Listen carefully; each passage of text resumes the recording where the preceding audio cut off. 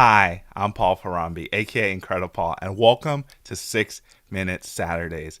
Shorter form of the podcast, but same great content talking about business, leadership, and overall growth in career, professional development. So, a couple weeks ago, I started talking about failures in careers. I didn't finish it. I talked about some failures in internships I faced or co ops I did with Cargill and Nestle internship. If you didn't watch that one or listen to it, definitely go back, check it out, share some valuable insights. I want to continue this talking about some stuff I faced in the full-time career space. So, really, the job market is crazy, it's difficult, it doesn't always pan out. And one key thing I want you to be mindful of in this space is to make sure to be patient and to be mindful of things that are seemingly little. What do I mean by that? Pay attention to really the interaction you have with either hiring managers or with recruiters. It is a tough job market. It's hard on the applicant side, it's hard on the company side.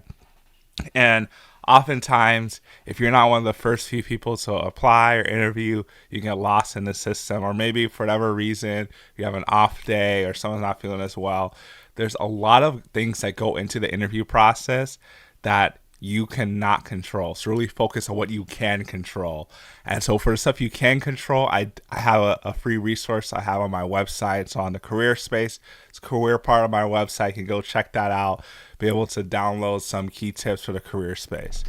But I want to talk about specifically my experience I had and with being denied a job, but then getting offered another job within the same company, which I know it happens, but people don't talk about it as much. I want to talk about it. So this was with Nestle Purina.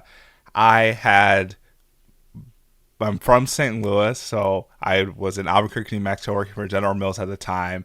Had an opportunity to interview with Nestle Purina. Originally, it was supposed to be a virtual interview.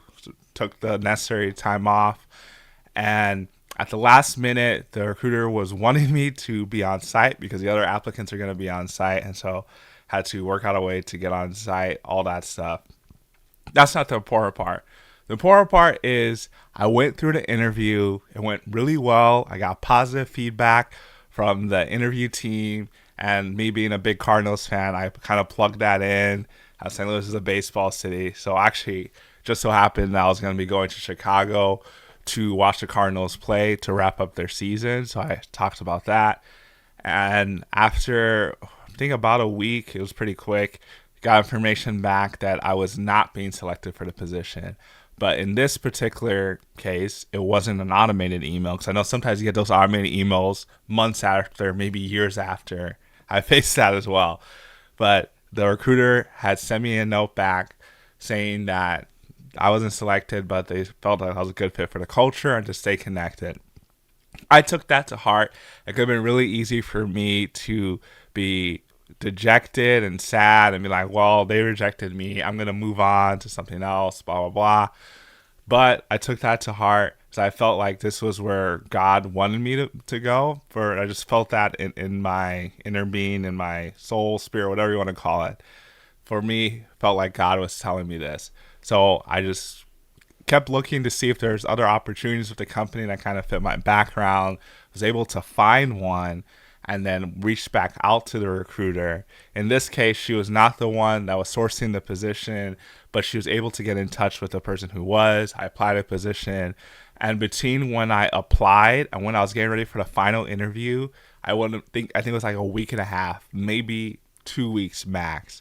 So what I later found out is that the new recruiter had talked to the old recruiter, and she had spoken highly of me, the experience I've had, and my interactions with the team, and even how I handled the rejection and failure.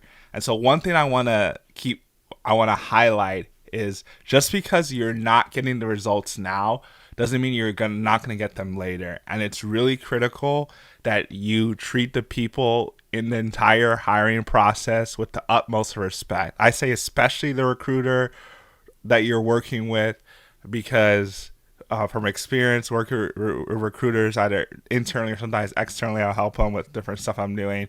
They have so much stuff on their plate. They're juggling a lot of things. I know right now there's a lot of them are being laid off as well. So I know it's highly stressful environment. So definitely keep that in mind as you're talking to them, and just realize that just because you were rejected for a specific position within a company doesn't mean that you're not a good fit for that company. There's a lot of other circumstances that could be happening. In this situation, the other person was just more qualified as far as had more direct experience. They thought I would be able to do the job as well. This person, they just felt could hit the ground running.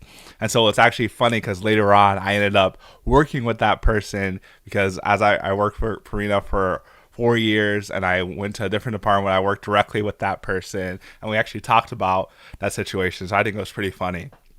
But really, failure is inevitable, but failure is not final. You can keep going. And that's really what I want to share in the 6 Minute Saturdays, kind of wrapping up the failure part of the career, this time on the full-time side, and realize that you can keep striving, keep going. When you fail, you can get back up, and you can keep being incredible.